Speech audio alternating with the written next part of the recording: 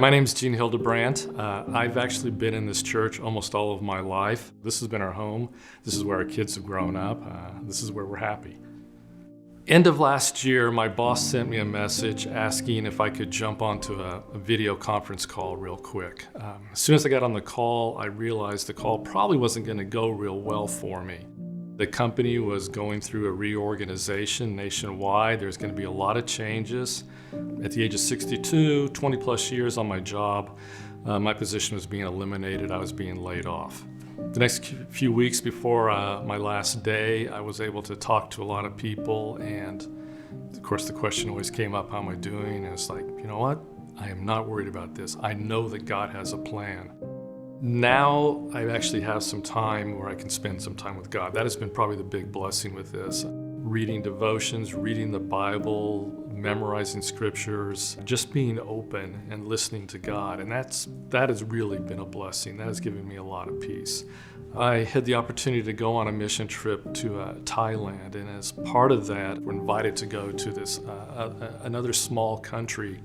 It's a country where it's actually illegal to share your faith about Jesus.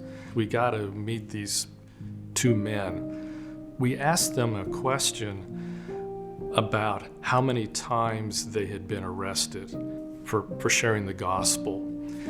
And they're sitting there and they're laughing and they're like starting to count on their fingers, trying to remember how many times they've been thrown in jail. And it was like it wasn't even a big deal. They never really had considered how many times. It was just, for them, it was sharing God's kingdom was what was important.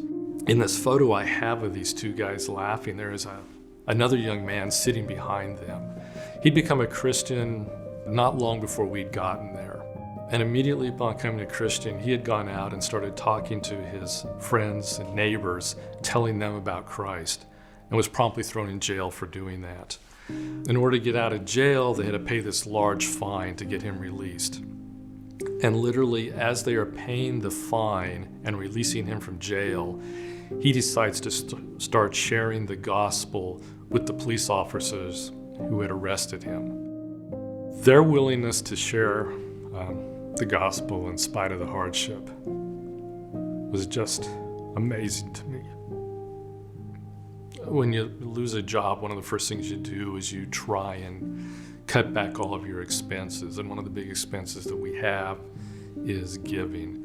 And we've always found a lot of joy in doing that. When we think about our friends who were so willing to make these sacrifices of their freedom, we start to think about our giving. And it's like, why would we not be willing to give financially and make some sacrifices there? They're willing to give up their freedom for the spread of the gospel. Giving away money just seems like a really minor sacrifice to us at this point.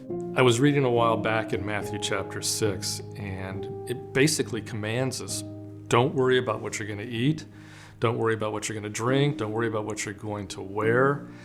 God knows that we need all those things, and He promises that He's going to take care of us. He's going to give us the daily bread that we need. But what He does also command us to do is to seek His kingdom. And so that's, I think, really what we have been trying to focus on, is seeking God's kingdom through this time and allowing God to work His plan in our lives.